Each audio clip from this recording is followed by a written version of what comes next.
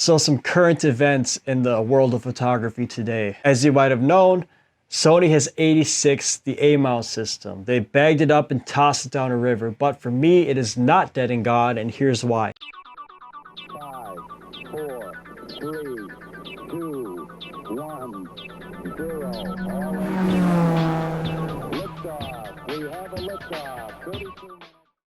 So before Sony took over with the E-mount system and made themselves the giants that they are today, they were the new dogs in the yard with the bone to pick. And there was two main camera manufacturers. There's Canon and Nikon. And Sony had to prove they weren't all bark and no bite. That said, they crammed everything into each release that they put out. So let me redirect you to my Minolta trash can to show you what I mean. Oh look, it's the A55. A lot of similarities to the 60D. Same, but different. Let me tell you why. It has a high frame rate of 10 frames per second when shooting continuously. Full HD, mic jack. It has a GPS. Oh, by the way, it has in-body stabilization, which wasn't introduced into Canon systems until today. It was also $150 cheaper at release than the 60D, just didn't have the star power that Canon had. Now, speaking of 150 bucks, that's about how much this costs on today's market. And that is dirt cheap for a backup body or if you're just getting into photography. But for me, where this shines, because it's a crop sensor with a high frame rate of shooting, is either sports photography or wildlife stuff. Now you're probably thinking, Matt, what about lenses? Let me dig in my Minolta trash can again. Oh, look, what we have here is the Bigma, the 100-500 lens. And this is the EX series. What EX means in Sigma talk is extra good quality. I picked that lens up for $250, which is marginally cheaper than the Canon version that I could have also adapted to my A7R II, which we'll talk about in a second. Now, if you're not into wildlife stuff, let me show you some more examples.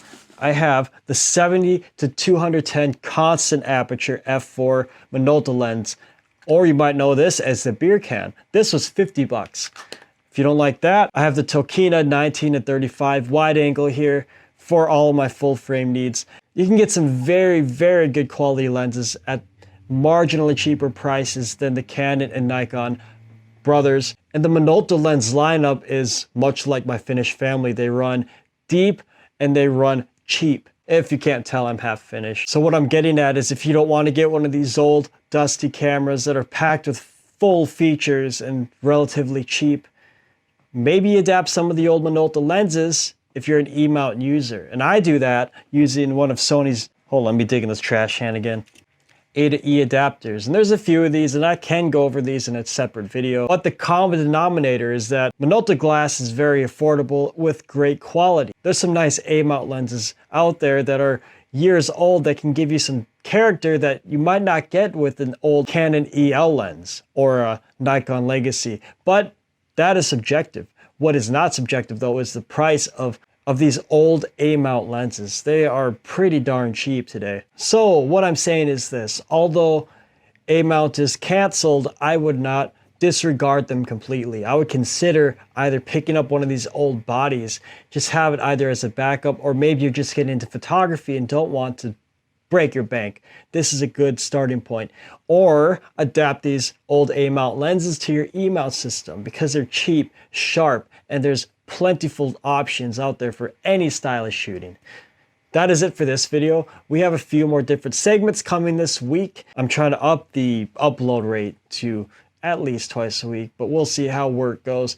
Thank you for watching this. Subscribe to Matt's Notes for content seen here, as well as exclusive stuff and not seen stuff yet. See you later.